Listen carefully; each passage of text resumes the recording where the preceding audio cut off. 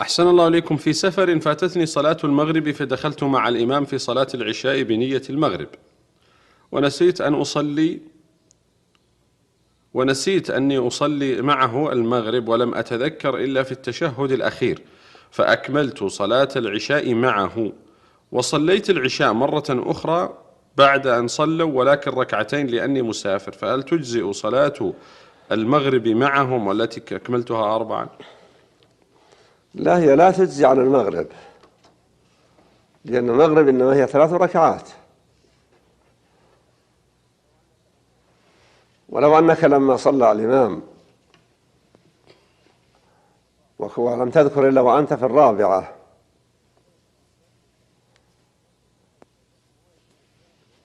نويت في نفسك أنها المغرب بهذه الصفة، فصارت تلك الركعة زائدة